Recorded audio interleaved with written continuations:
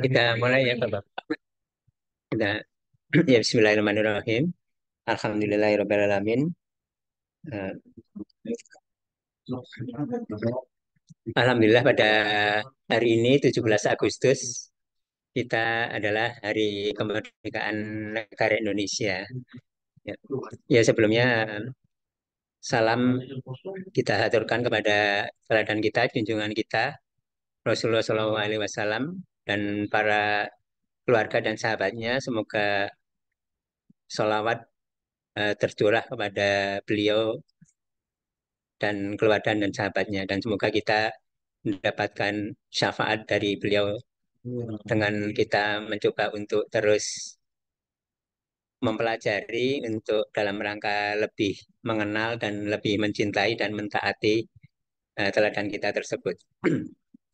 Dalam kesempatan ini, yaitu sekarang 17 Agustus ya, jadi em, kalau barangkali ya, kalau saya pikir-pikir salah satunya adalah yang terkait adalah Piagam Madinah. Mungkin ada beberapa topik di Sirah Nabawiyah yang terkait dengan kemerdekaan negara Indonesia. Nah, salah satunya adalah ini ya. Ya, ini kita mencoba terus belajar lebih mencintai Rasulullah SAW dengan cara lebih mengenal, memahami, kemudian kita mencoba terus bersama-sama untuk meneladaninya. Ini bahasanya pengantar, kemudian isi dari Piagam Madinah itu sendiri, kemudian kita lihat konteksnya sebelum dan sesudah, terutama yang agak dekatnya. Kemudian yang terlibat dalam PM, Piagam Madinah itu siapa saja, kemudian barangkali kita diskusikan dalam waktu yang singkat ini, yaitu sebelum Isya, ya sekitar 30 menit, kita bersama-sama belajar dan membahas tentang Piagam Madinah, kemudian kita renungkan atau kita mencari pelajaran untuk kita saat ini dan untuk saat ini dan di sini. Ya, dalam sebuah komunitas saya kira bukan hanya negara tapi dalam sebuah komunitas ada salah satu bahasan penting yaitu ukhuwah uh, watoniyah.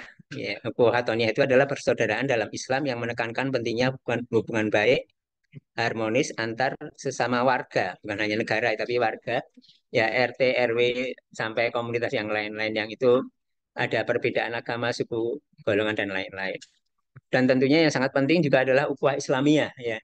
Ukhuwah Islamiyah itu juga saya kira sangat penting di mana baik ukhuwah watoniyah maupun ukhuwah Islamiyah, kalau ukhuwah Islamiyah itu salah satu ujungnya atau salah satu awalnya itu saling mengenal, saling memahami. Mengenal itu paling tidak mengenal nama.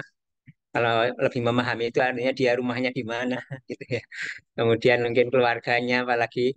Kemudian ujung akhirnya mendekati akhirnya itu adalah saling tolong menolong dan lebih mementingkan saudara kita ya. Itu mungkin di hadis-hadis kan banyak ya lebih mementingkan bagaimana kita eh, tidak beriman sempurna iman seseorang kalau kita tidak mencintai saudaranya. Dan belum lama juga ada apa pembacaan hadis kalau subuh itu bahwa ini apa kalau saudara kita senang, dapat rezeki kita juga senang dan lain-lain. Ya, ukhuwah berarti persaudaraan, watonia artinya kebangsaan atau mungkin secara lebih umumnya lagi satu komunitas. Ya, kita masuk ke Piagam Madinah.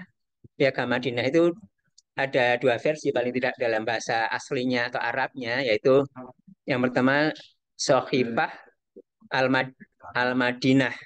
Sohifah, kemudian yang kedua adalah Dastur. Jadi yang pertama adalah Sohifah, yang kedua adalah Dastur. Kalau Sohifah itu lebih mengacu ke apa ke dokumen. Jadi dokumen sebuah dokumen artinya sesuatu yang relatif ya dokumen gitu ya, dokumen sejarah, dokumen untuk suatu perjanjian, dokumen penetapan gitu. Em, tapi yang kedua, dastur ini lebih ini lagi yaitu suatu konstitusi, suatu ada hukum legalitas ya. Yang perlu dipahami adalah em, di sini yang berperan sangat sentral adalah Nabi Muhammad SAW ya, yang bagaimana menyusun Piagam Madinah ini yang terdiri dari 47 pasal. Yang itu antara lain yang salah satu yang sangat penting adalah mengatur hubungan antara berbagai komunitas di Madinah. Jadi khusus internal Madinah, tidak ada hubungannya dengan Quraisy Mekah, tidak ada hubungannya dengan Nasrani yang di agak jauh, di Najran, di Syams gitu ya. Ini khusus internal Mekah dan perlu diketahui nanti akan kita lihat bahwa agama Madinah itu tidak lama setelah Rasulullah SAW hadir atau hijrah di Madinah. Jadi hanya beberapa bulan setelah hadir atau hijrah di Madinah. Nah ini tadi yang tadi Sohifah artinya lebih ke lembaran dokumen kalau em, jadi Sohifat lebih ke dokumen, ke catatan tertulis. Nah, kalau Dastur itu lebih ke konstitusi, undang-undang, aturan yang mengatur. Jadi ada satu hukum, ada satu kewajiban dan hak gitu ya. Ya, yang pertama sebagai dokumen, yang kedua sebagai aturan atau konstitusi. Jadi fokusnya adalah fokus dalam kota Madinah dan sekitarnya. Ya, di kota Madinah itu ada beberapa kelompok, tetapi tidak ada Nasrani ya, terutama Yahudi dan Muslim, Yahudi dan em, Muslim, Yahudi dan musyrik. Muslim dari meskipun juga ada munafik gitu. Ada juga munafik yang nanti terlihat waktu dalam waktu tidak lama munafiknya itu kelihatan. Jadi tujuan utamanya adalah menciptakan kerukunan dan stabilitas antara kelompok-kelompok dan juga di sini ininya apa em, nuansanya yang sangat kental adalah nuansa Islam. Ya, nuansa Islam di sini. Ini saya ambilkan dari yang dari MUI ya, kalau nggak salah itu ada mereka membuat beberapa poin-poin pentingnya seperti konsep monoteisme. Kalau di kita mungkin harusnya ketuhanan yang Maha Esa gitu. Jadi ketuhanan yang Maha Esa itu saya mencari terjemahan resmi bahasa Arabnya itu apa, saya belum pernah nemu. Bahasa Inggrisnya aja belum nemu yang resminya. Karena yang Maha Esa itu nanti kemudian kalau orang yang eh, politeisme itu nggak, oh ini Maha Esa itu maksudnya gini-gini gini gitu. Ya, bukan Maha Esa itu bukan Maha Eka, misalkan gitu itu ada gitu-gitunya. Tapi kalau di bahasa Arabnya kan kalau seperti kalau mau ahad, kalau ahad itu berarti kan konsep muslim harusnya. Nah ini tapi di sini di dia adalah monoteisme. Kemudian persatuan dan kesatuan, persamaan dan keadilan, tapi juga kebebasan mereka beragama. Ya, kemudian sama-sama membela Madinah. Kemudian ya sama-sama memberi toleransi. Ini 47 ya. 47 poin, 47 pasal saya ambilkan dari Sahih Sirah Nabawiyah, mungkin secara sekilas ya. Jadi nah ini kalau terjemahannya ya dari Sahih ini Sirah Nabawiyah, Sahih Nabawiyah itu adalah buku yang dikarang oleh apa oleh seorang ahli yang ingin mengambil yang kebanyakan Sahih gitu ya. Kan kalau namanya sirah itu kan dengan kadang-kadang kan terlalu longgar. Jadi apa yang hal-hal yang sangat lemah gitu suka diambil, cerita-cerita yang lemah diambil gitu. Kalau ini mencoba mencari yang lebih sahih lah, termasuk termasuk piagam Madinah itu kan juga sebenarnya ada yang mengatakan ini sebenarnya doif, tapi doif banyak, tapi kemudian pada intinya adalah suatu yang kuat gitu ya. Ini seperti tadi ini adalah dari Nabi Muhammad SAW yang itu adalah em, dan juga untuk semua yang ada di situ. Ya, untuk semua yang ada di situ di sini. Kemudian bagaimana mengatur di waktu itu ada menerima membayar diat di antara kaum muslimin. Kemudian ada suku Bani Auf, ada suku Bani Haris, ada Bani Haris itu golongan dari Khosraj. Jadi Ansor itu kan Aus sama Khosraj ya. Khosraj sendiri nanti ada Haris, ada mungkin macam-macam gitu ya kelompok-kelompoknya. Ya, kemudian ini dari Bani yang lain, dari orang Arab. Jadi ini satu aturan bagaimana menebus diat, kemudian dari Bani siapa, kemudian Bani yang lain lagi, Bani yang lain lagi, yang yang saya tahu kebanyakan Muslim ya. Bani Aus, ya kemudian em, masih terkait dengan diat, kemudian ya ini tentang keadilan, bagaimana harus melawan siapa saja yang berbuat zalim, kemudian tidak boleh membunuh sesama mukmin, kemudian ada jaminan perlindungan keamanan terhadap golongan-golongan yang lain, artinya bersatu di antara orang-orang di Madinah, termasuk sekarang Yahudi. Ya, termasuk Yahudi di sini juga di eh, sebagai salah satu yang ini apa yang terlibat di sini, artinya maksudnya yang masuk dalam perjanjian ini ya. Ya, kemudian diatur bahwa mukmin dengan mukmin tidak boleh berperang, kemudian saling bahu membahu, kemudian eh, saling melindungi di antara orang mukmin itu sendiri. Ini masih mukmin. Totalnya 47. Jadi nanti di bawah-bawah itu tentang orang Yahudi. Kemudian ini perlu kita ingat lagi bahwa ini tahun pertama Rasulullah SAW baru datang. Tapi baru datang yang tadinya di Mekah itu sebagai orang yang katakanlah terusir, teraniaya, belum lama diboikot 3 tahun, belum lama dilemparin batu di Taif, kemudian diterima di Madinah, menjadi pemimpin dari semua segi, baik itu politik, baik itu militer, baik itu legal di sini. Ya, kemudian di sini ada dikembalikan kepada Allah dan Rasulnya. Artinya Rasul itu sebagai hakim juga di sini.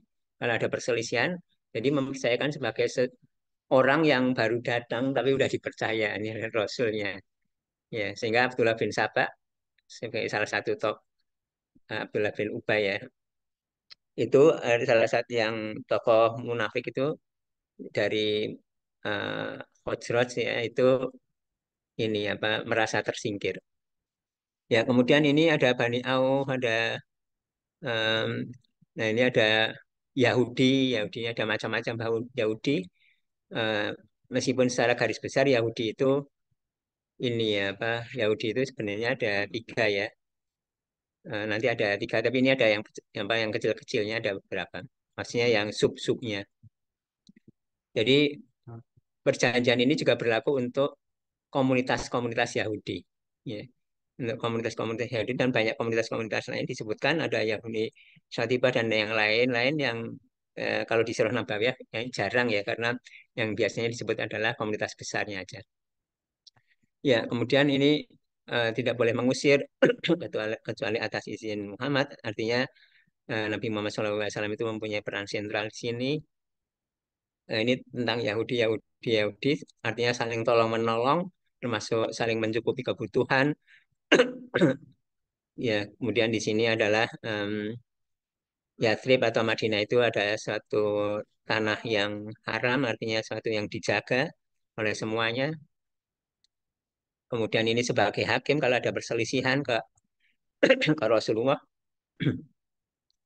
ya, dan seterusnya. Dan ini adalah yang sebagai pemimpin adalah Muhammad Rasulullah SAW. Ya, seperti itu. Kemudian kita lanjut. Ini timelinenya, artinya konteksnya, ya hijrah, hijrah. Kemudian tidak lama setelah hijrah, kemudian di Piagam Madinah. Ya, artinya jadilah struktur atau jadilah negara, jadilah ada satu pemerintahan yang tadinya em, apa di Mekah itu pengikutnya sangat sedikit, mungkin sangat sedikit, katakanlah kasarnya 200-an, ini sudah langsung semakin banyak. Ya. Datang pertama aja udah lebih dari 200 di Madinah. Ya, kemudian ya ini salah satu Yahudi itu adalah Bani Qainuqa yang terlibat dalam tadi Piagam Madinah dan di tahun kedua mereka itu mengkhianati. Jadi sering memprovokasi, eh, kemudian apa akhirnya ini apa melakukan pelanggaran karena sering memprovokasi gitu kemudian diusir. Ya, karena ini melanggar Piagam Madinah dan sering memprovokasi memprovokasi memprovokasi, akhirnya diusir. Yang kalau tidak salah itu ini yang itu yang di pasar itu yang perempuan di pasar yang ujungnya adalah seperti itu, perempuan di pasar yang ininya jilbabnya itu dicantolin itu, tapi itu adalah udah ujung es karena sebelumnya udah ada itu apa udah ada udah ada provokasi-provokasi. Kemudian Bani yang kedua, Bani Nadir, ini tahun berikutnya, tahun ketiga, ini mencoba melakukan pembunuhan dengan kalau nggak salah ada mau menjatuhkan batu yang besar dari atas secara sembunyi-sembunyi, kemudian diketahui, nah itu pelanggaran yang sangat berat. Kemudian ini juga diusir. Kemudian tahun kelima, tadi kalau sebelumnya tahun ketiga, ini tahun kelima Hijriah, ini ada perang yang dahsyat, maksudnya mau perang tapi belum jadi perang yang dahsyat, sebenarnya itu perang Khandaq atau perang Parit atau perang Ahzab istilahnya.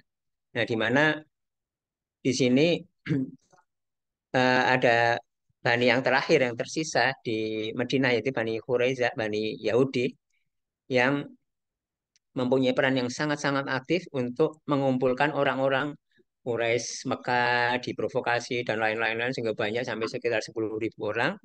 Meskipun Bani Quraiza sendiri tidak ikut perang secara langsung, tapi itu provokator penting. Jadi di mana-mana nanti kalau ada apa-apa aku bantu gitu ya. Sampai akhirnya em, tidak bisa masuk karena ada parit.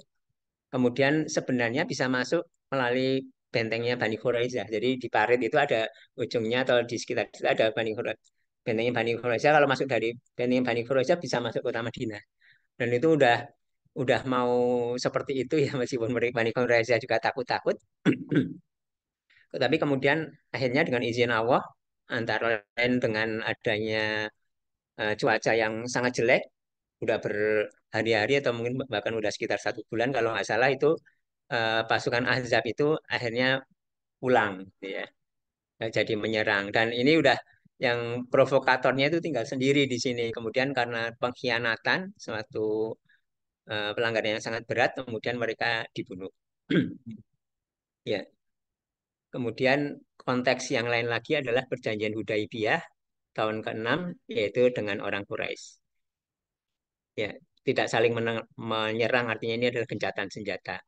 Ya, kemudian juga ada kaum munafik juga sebenarnya di Madinah, yaitu yang salah satu yang terlihat adalah waktu di perang Uhud, di mana ada 1.000 orang kaum muslimin, 300 orang diantaranya balik lagi, itu adalah kaum munafik.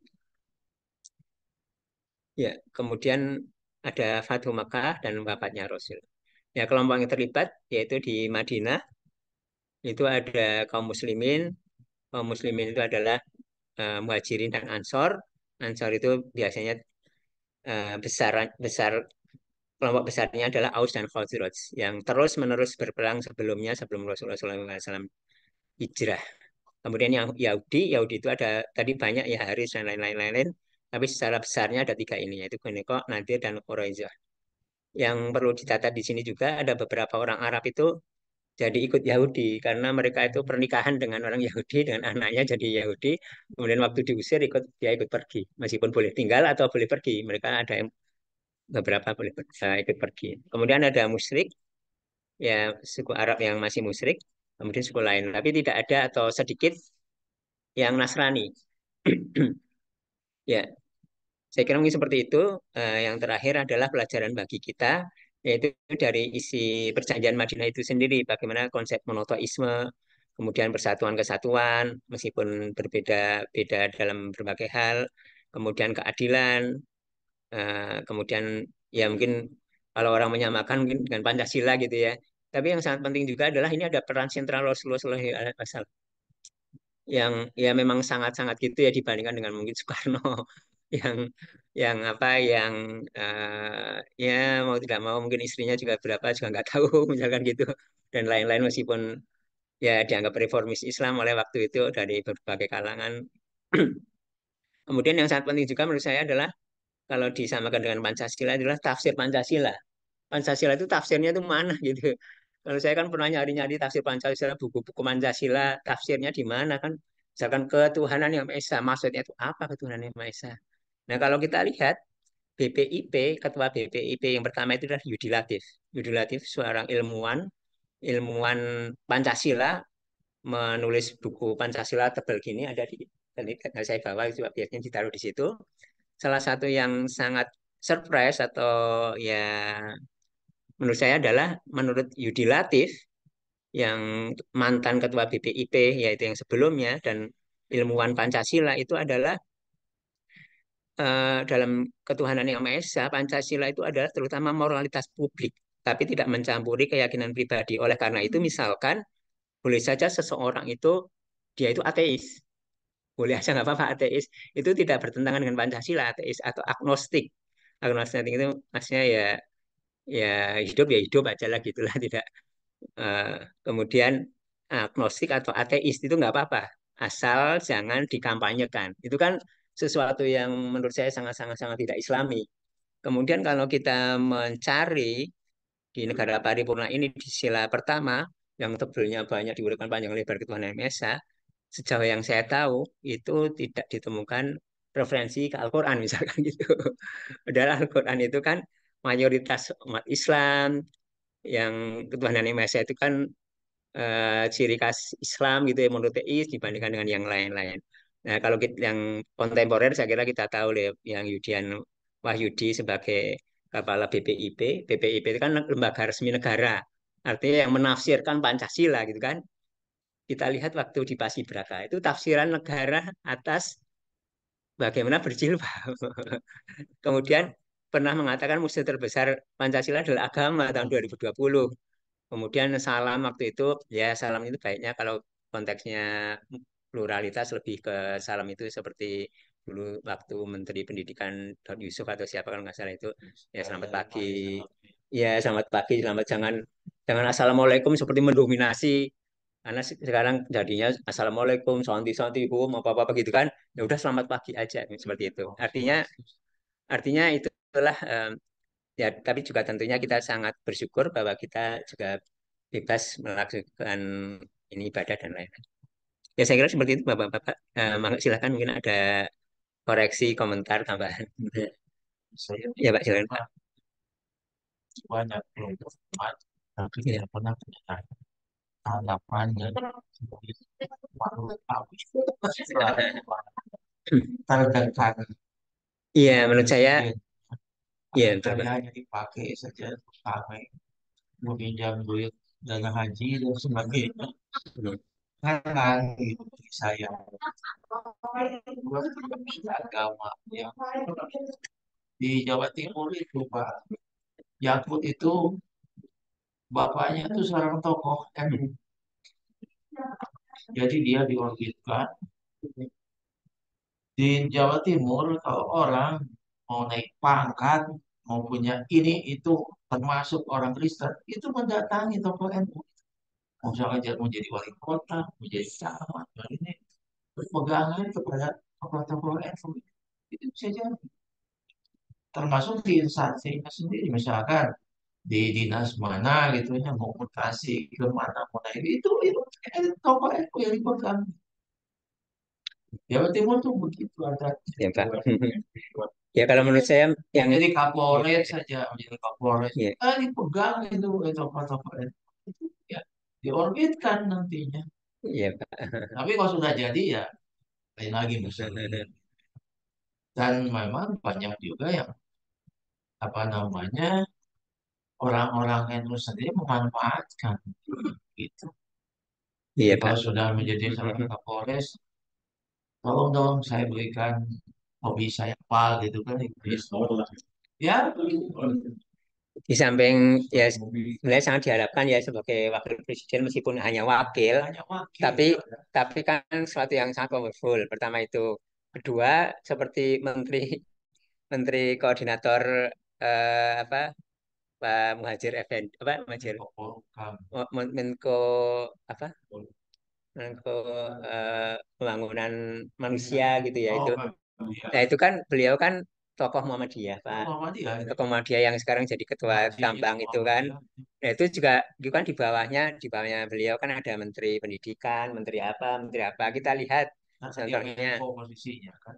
Menteri Pendidikan, namanya Pendidikan, tapi dia sendiri, istrinya non Muslim dan anaknya waktu kecil dia membopong yang di gereja waktu pembaptisan. Artinya pendidikan itu bukan sekedar sekolah aja kan. Nah, itu artinya atasnya kan Muhajir Effendi itu Pak Muhajir Effendi kan sebagai tokoh Muhammadiyah. Jadi Muhammadiyah juga seperti itu. Eh, dan Ya, mungkin Intinya mah Pak, kalau saya mereka mengejar ya, jadi sebetulnya udah dijualin lah, udah maksudnya udah nggak ada harga diri lagi. Seperti tadi ya Pak, yang ke ya, NU kan itu minta restu kan. Ya sampai sekarang ini kan itu juga tokoh-tokoh wapres atau segala macam NU juga tak. Kan Iya, yang bikin merusak NU sebetulnya kan. Tapi iya, ya begitulah kan. Sampai sekarang kan apa namanya si ketua PBNU ya Pak, kan mau bikin PKB tandingan juga. Apa maksudnya itu? Maksud satu ya. sebelah aja. Ya sampai kita sendiri sebelah dalam juga sebenarnya. Iya. Mungkin kalau kita paling tidak kita dalam level kita Pak, sejauh yang bisa kita kontrol itu kan katakanlah sulit kita kontrol ya. Maksudnya yang sejauh yang kita bisa kontrol yaitu ada Muhajirin dan Surya Alaya dan ya sekitar Surya Alaya bagaimana kita Kita sih, mencoba untuk soalnya kita nggak enjoy berjuang apa-apa. gitu. Nggak Ya, enjoy apa-apa. Nggak ada. Jadi mereka ya memang begitulah seringkali ya, masing-masing kan. Dan ya itulah Pak, apa ya terjadi sekarang lupa ini pada saat iya. Jadi tidak gitu. Nah, udah yang kondisi. tanya udah apa kalau musim-musim pilkada udah pengen sibuk udah pengen Iya. akhirnya banyak Oh, Jawa Timur tapi lagi begitu. sama Pak di sini juga Jawa Timur dari Situ Bondo, Besuki itu tokoh-tokoh sampai apa namanya saya pernah memberhentikan seorang karyawan. Kita harus hati-hati loh itu. Dia akan kerjanya nggak benar gitu. Nah, udah jelas lah. bisa jadi Saya juga tidak sekaligus juga. Nih, ini siapa dia itu kan? Saya telusuri di ininya, di riwayatnya gitu ya, CV-nya orang tuanya siapa gitu. Ternyata di atas, ini juga berbahaya juga, ini bisa jadi keributan dan sebagainya. Akhirnya saya loncat kepada tokohnya langsung bahwa Anda punya kekuasaan seperti ini karakternya. Setelah digitukan, ya sudah berarti karena menurut ini nggak ada banyak protes dan sebagainya. Karena saya sudah di atas bermain. Tapi kalau saya langsung, ya, itu efeknya tidak bagus. Apalagi kita berhadapan dengan orang Madura kan, ya Madura kan sudah daerah situ Bondo, Pasuruan, Probolinggo.